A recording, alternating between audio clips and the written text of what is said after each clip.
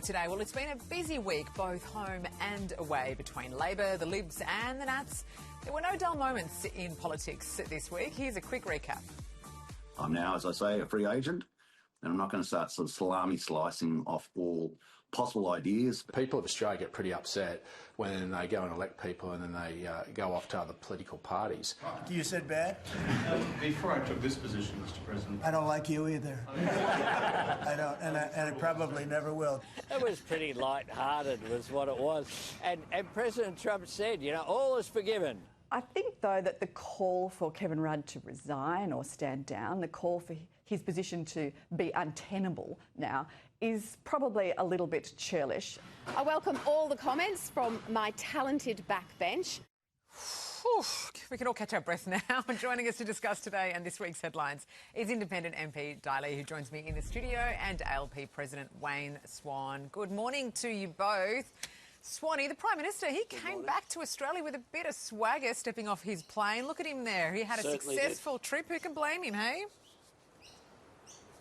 It was a very successful week. I don't think anyone predicted the outcome, but it was a good one and in Australia's national interest. I'm very happy with the result, and I think most Australians would be as well. Who do you credit for the success of that trip? Well, I credit the Prime Minister and I credit all of the people who work with him, including Kevin Rudd. It was a fantastic outcome and it solidified the alliance, which is long-standing. The US is our oldest ally, and the outcomes, I think, have been simply outstanding.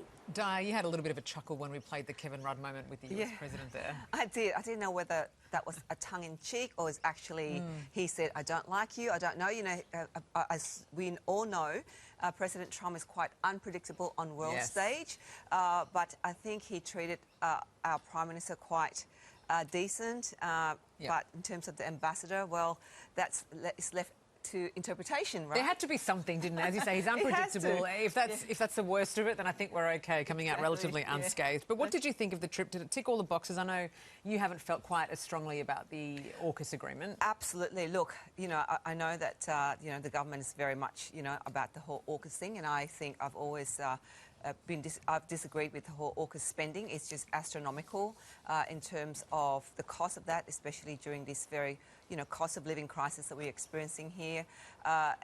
In addition, the technology, I question whether or not we should be also put ourselves as a target instead of being a very great diplomat on the world stage. So, yeah, for me, I'm sure that's something that the government want to achieve, having that permanent base here for the US. But for me, the whole AUKUS concept idea is not really in the best interest in terms of the cost of it. There must be other ways to talk about security. When you think about how long it's going to take before we actually receive them. But Wayne, the US is seeking to have a permanent base on Australia's largest naval base, so here on home soil. How does that play out? Is that something we should be looking into? Well, there's no new news in that revelation that US troops are regularly based and rotated throughout Australia. It's an essential part of the alliance, and this was a strengthening of that alliance in terms of our submarine capacity, which we urgently need because we live in a very unstable region. Is it a bit with a provocative, very though, Wayne, large country to our north? No, it's not provocative at all. It's not provided. China is expanding right down through the South China Sea and engaged in many provocative acts in the region, and Australia has to take steps to reinforce its defences, which the government is doing responsibly, but also the critical minerals deal is essential to our long-term economic prosperity as well, and just as important as a rotation of troops through a naval base.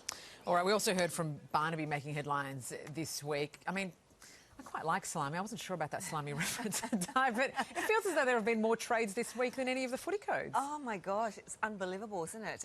Look, I think that, you know, isn't there a saying that if you don't have anything nice to say, don't say it at all?